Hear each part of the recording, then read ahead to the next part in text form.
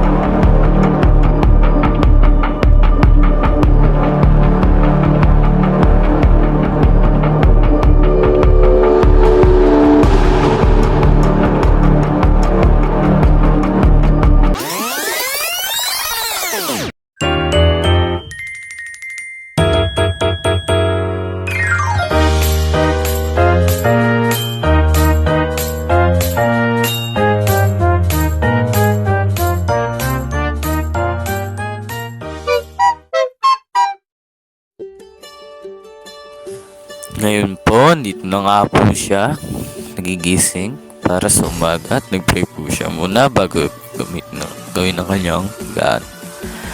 Ngayon po pumunta siya para pagsipilyo, syempre, at nag-pray po para maligo. Ngayon natapos na po siya maligo at ngayon po gagawin na po niya ang kanyang skincare routine. Syempre, naglalagay muna mga bagay-bagay sa kanyang mukha bago pumasok. Naging routine ni. Ngayon po siya nagpipray para po kumain. At syempre bibigyan po siya ng gamot para inumin.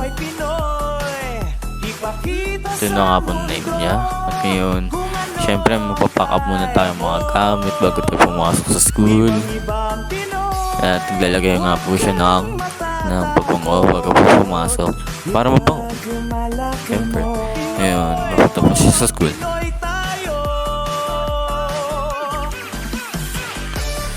Ayan na nga, nasa school na po siya at nasa kanyang classroom na po siya.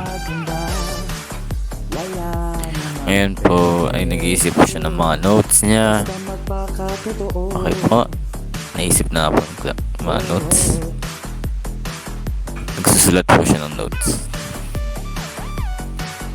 Ngayon po, ito ay nagsa SSLT. Nagpa-function po siya.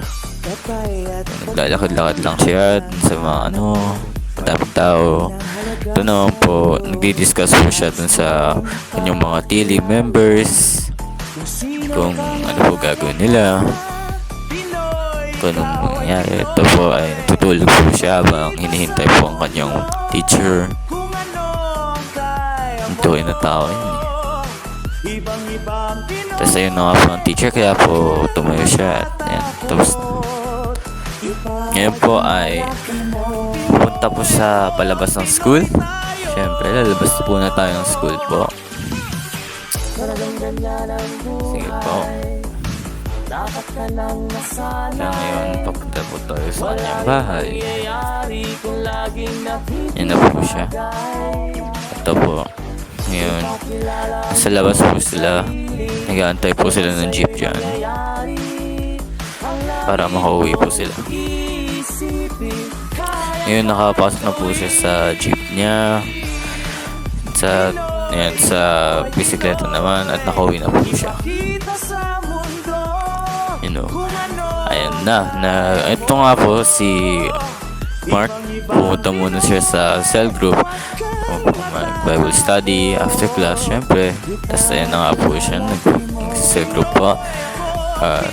Ayan, tapos po kasi nag-finish siya. Ito naman po, syempre, ligo muna bago pumunta sa kanyang pupuntahan. Ngayon, siya na po ay pupunta sa somewhere there. Ayan na nga po siya. Pataas muna siya dun sa kanilang studio. Siyempre. Ngayon, nandun na po siya sa kanyang studio o kanyang banda.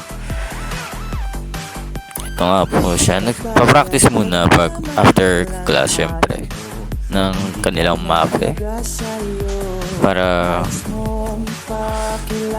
magkaroon ng perfect grades din sa mape syempre. Kaya magpa-practice muna sila. Ngayon naman po ay dinner syempre. So, ayan nga po siya. Nagluluto po siya ng lumpia. Lumpiang Shanghai. Baka talagang masarap. Okay po. Ngayon po siya ay nakakain kasama ng kanyang pamilya. Okay po.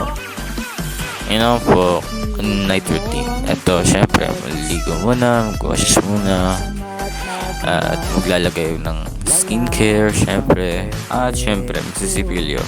Basta magpakatotoo. Ngayon po, nakuha po siya ng tubig sa fridge. Syempre, papakainin po yung pusa. Tapos ngayon po, gagawin na po yung mga skin routine. Malalagay sa mukha. Tapos punta po siya sa kwarto niya. Scroll muna. Mag-night talks. Ayun na po. Kung sino ka mang